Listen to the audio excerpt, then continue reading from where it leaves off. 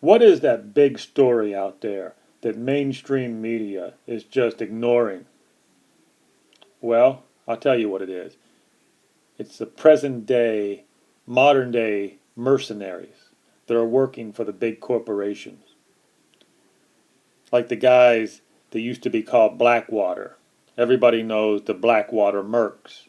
Now these guys are so embarrassed and so ashamed of their past actions that they have actually changed their names 2 or 3 times. Now I don't care what they call themselves this week. We'll always know them as the Blackwater Goons who kill people for money. This is a story that mainstream media just ignores. But this is also a story of cycles, the cycles of life.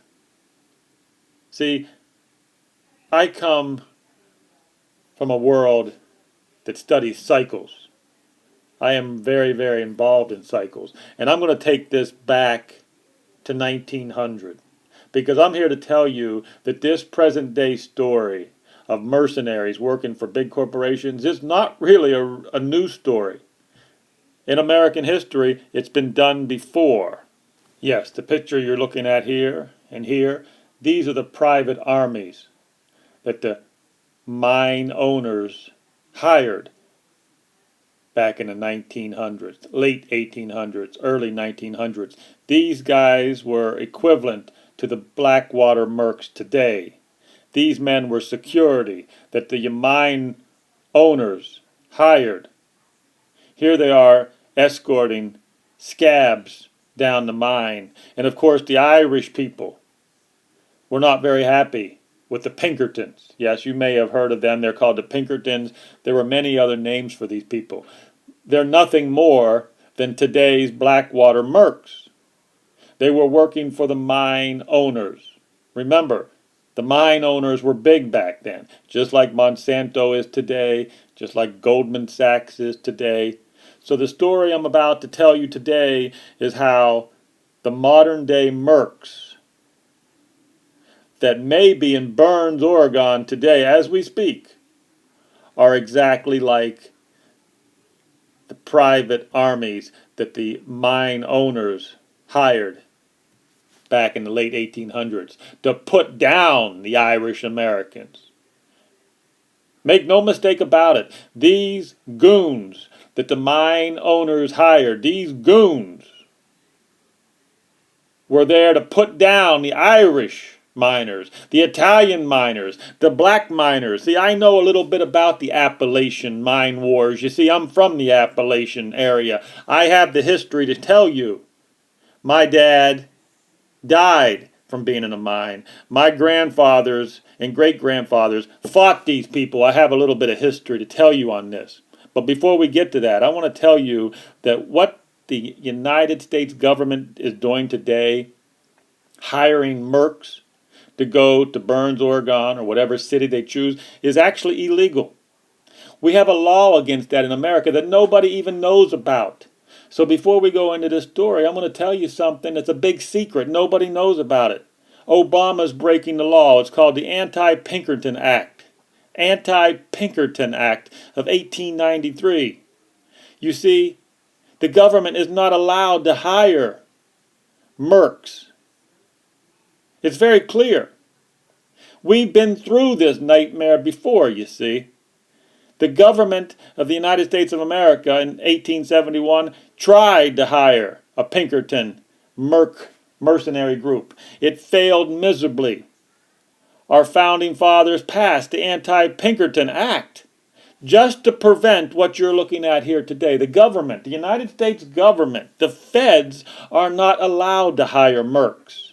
What you're looking at, or what you're about ready to see in Burns, Oregon, with private mercenaries on the ground to protect Hillary Clinton's uranium interest, is against federal law.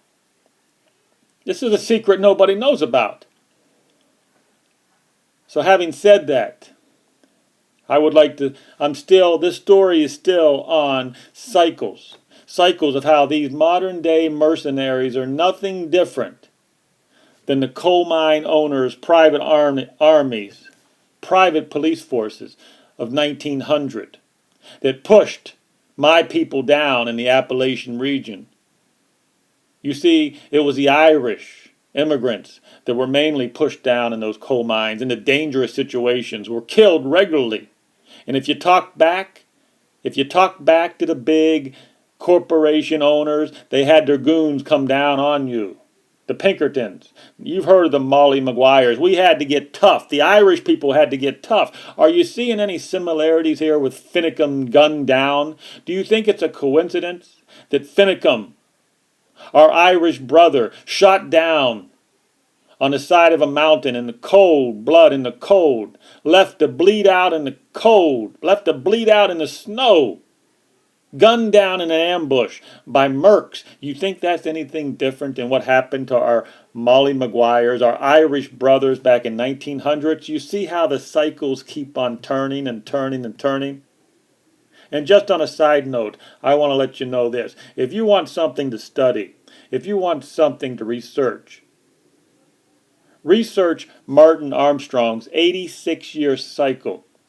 If you want to learn about the cycles of life, this story, what I'm telling you, is nothing but a cycle. Call it an 86-year cycle, if you will.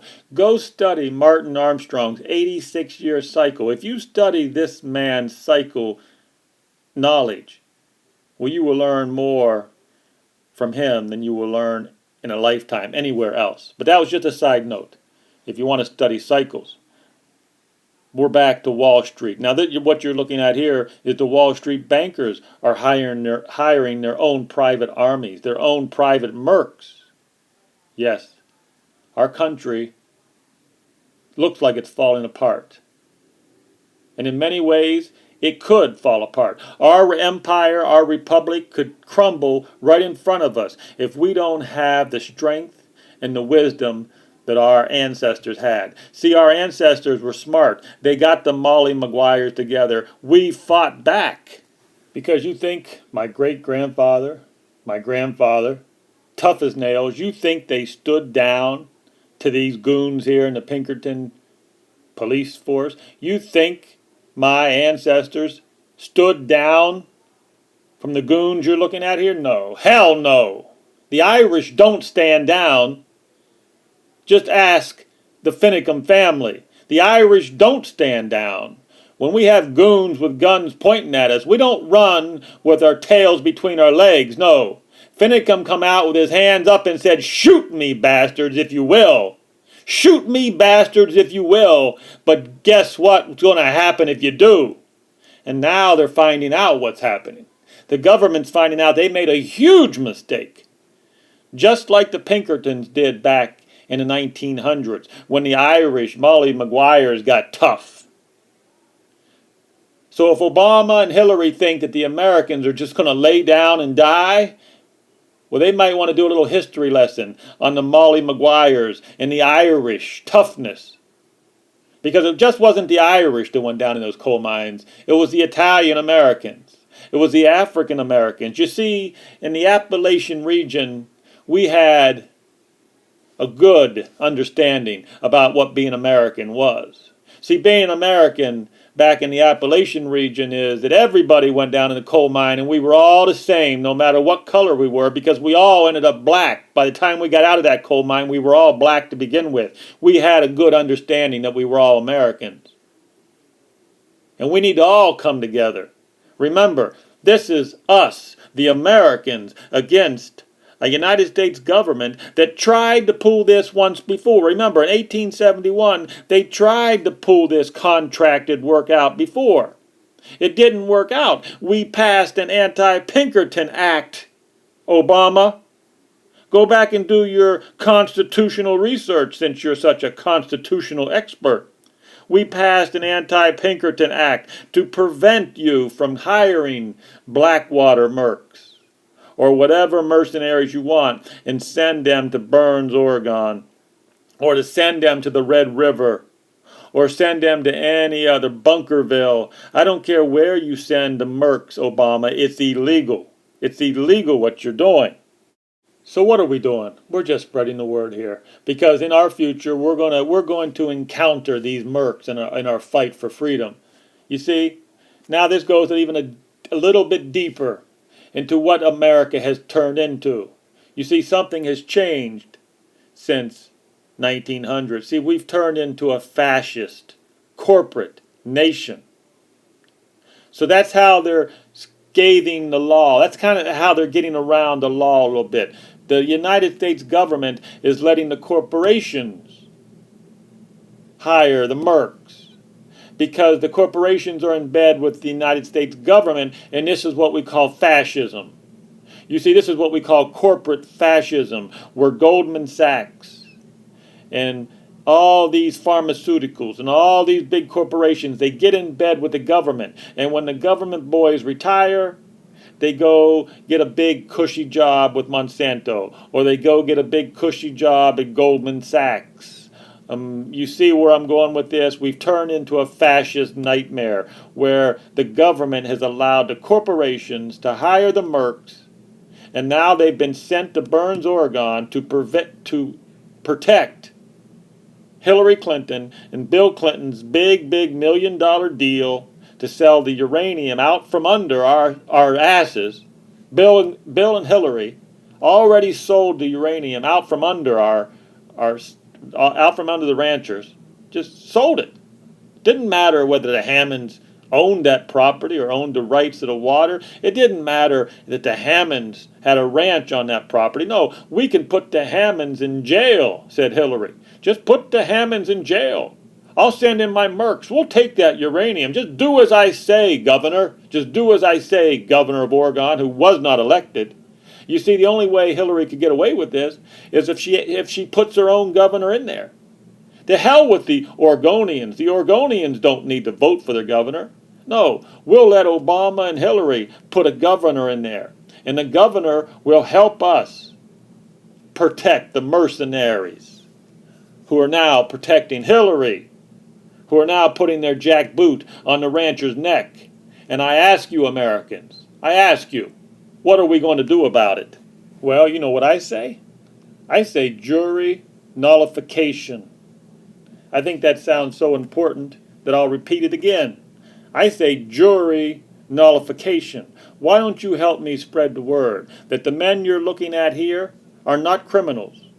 The men and women you're looking at here are heroes. They did not break any law. They're trying to protect our freedoms that have been taken away from us. And I say we spread the word to all the Oregonians. Any Oregonian who might sit on the trial of one of these heroes, explain to them what jury nullification is. And I say jury nullification will win back our freedom. Yes, we can win back our freedom in the court of law also.